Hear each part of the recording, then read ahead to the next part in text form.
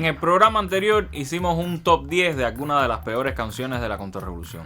Obviamente hubo quien se ofendió. Incluirse en esa lista que hicimos llenó de orgullo a la diosa, que con mucha elegancia respondió, sin una tilde o siquiera un solo signo de puntuación. Hablando de Confilo, el locutor, quieres que hable con la clínica que me operó para que te retiren el perro vientre que tienes, papi, que eres el mismísimo papá. Nada, agradecerle la preocupación y la promo, como mismo le agradecemos al Observatorio Cubano de Derechos Culturales. Ni idea de quiénes son ni dónde radican, pero se manifestaron muy preocupados por el programa que hicimos. Imaginamos que también condenan con toda su fuerza cuando linchan a un artista de los de acá. Y precisamente de coherencia y de cultura estaremos hablando hoy. No se asusten, no hay más listas por el momento. Esto es Confilo, un espacio para mostrar con todos los matices las noticias, los hechos, las matrices de opinión que circulan en los medios y en las redes sobre la realidad cubana. Vamos a rasgar la costura de la manipulación mediática y adentrarnos en la arista filosa de los acontecimientos.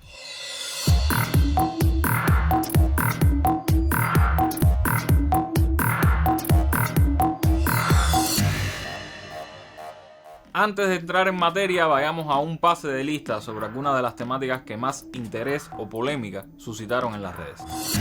En el 2021 te tiran con bombos y platillos, inauguran una fábrica procesadora de carnes en el Mariel.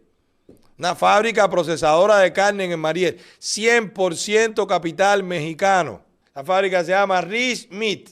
Hoy, la noticia que tenemos de que del estado de esa fábrica es que la cerraron y a todos esos empleados los mandaron para la casa. ¿Y por qué la cerraron? Porque no le pagan. Así mentía uno de esos influencers del odio sobre el estado de una fábrica emplazada en el Mariel. La realidad, la procesadora de cárnicos opera con normalidad, como aclaró el medio Cuba Debate, y sí, qué oficialistas somos. Pero revisaron la alternativa.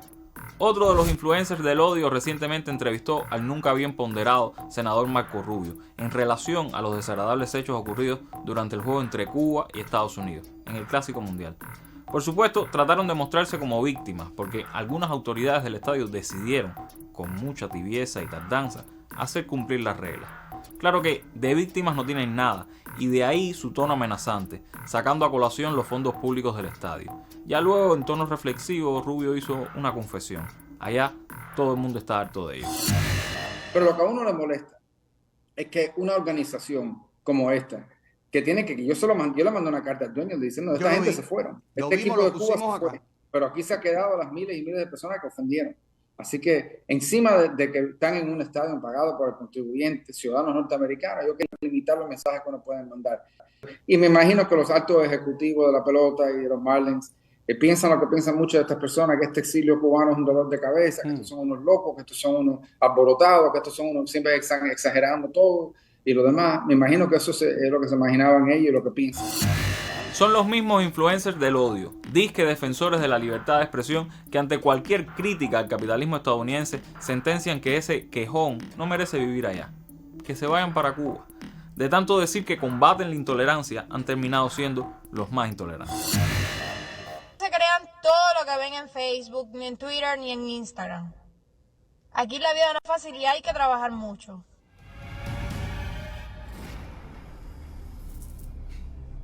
¿A qué tú aspiras? ¿A vivir sin trabajar? No, amor, te hubieras quedado en Cuba, es sencillo. Pero si existe un lugar en el mundo donde usted no tiene que trabajar para vivir, usted no necesita nada, a usted no le hace falta nada, a usted el gobierno le tira unas sobras ahí y usted se fajan entre ustedes para comérsela, y ese lugar se llama Cuba. ¿Qué hacen chicas como usted viniendo para acá? ¿Por qué no te quedaste en Cuba? Al final lo arregló, pero un poco que parecía que estaba describiendo el paraíso sobre la tierra aquí en Cuba, ¿o no? Pero demos cierre a este pase de lista y vayamos a un tema tan álgido como controversial. Si al inicio del programa les hablamos de cultura y de coherencia, veamos el análisis de Gabriela Fernández sobre un tema que quizás debimos haber incluido en el top 10 de la semana pasada. En la mira. Soy Cristóbal Colón, soy el puto amo y es que mola un montón. Soy navegante del reino de Castilla, te colonizo y te pongo de rodillas. Fernando y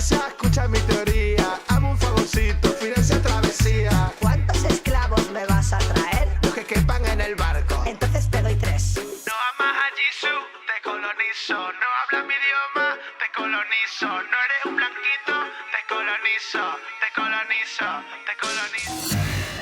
Tekashi 6ix9ine volvió al ataque y esta vez se encargó de que no hubiesen dudas sobre quién protagonizaba el suceso. La leyenda viva. Viva de milagro después del altercado del gimnasio y leyenda desde Michael Jackson no se había visto cosa igual. Bueno, sí, Lenier, que colabora también en este tema. Todo se podía haber quedado en una letra con una apología patética y poco original a la pobreza. Otra canción más de yo sufrí mucho y ahora soy todo un triunfador por el talento que desbordo. Probablemente su triste historia se hubiese ganado la compasión de un par de jóvenes en países con conflictos bélicos, pero no hubiese pasado de otra canción más de lo mismo. El problema es que decidieron hacerle un videoclip en Cuba, que por increíble que parezca y aunque no haya sido la intención de los artistas, nos lleva a pensar.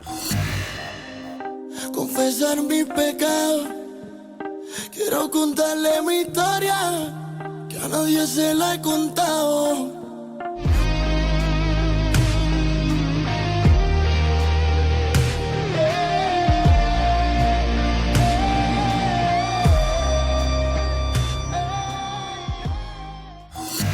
Que regale dinero se agradece. Que lo haga con una cámara delante como suele hacerlo es éticamente cuestionable. Que exponga a niños a los que les da dinero en un video comercial es lamentable. Esto a su vez nos trae otras interrogantes.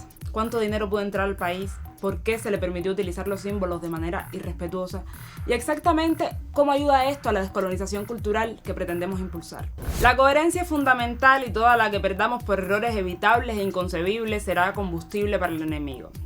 El socialismo también depende de que la pobreza nos cause preocupación y quienes pretenden mercantilizarla, asco. El tema tiene tela por donde cortar y no nos va a dar tiempo para mucho más. Los invitamos a leer el artículo del escritor Antonio Rodríguez Salvador, publicado en La Jiribilla, que les estaremos dejando en pantalla. Y pueden dejarnos sus opiniones en redes sociales. No crean que estamos en contra de la música, todo lo contrario. Nos encanta cantar las 40. Nos vemos en la mira. Enfrentar la colonización cultural no es campaña o tarea de turno, es batalla estratégica para la nación en estos tiempos que corren. De ello nos habla en nuestro cabo el intelectual Ernesto Esteves Rams. Bueno, un placer estar otra vez en el espacio de Confil.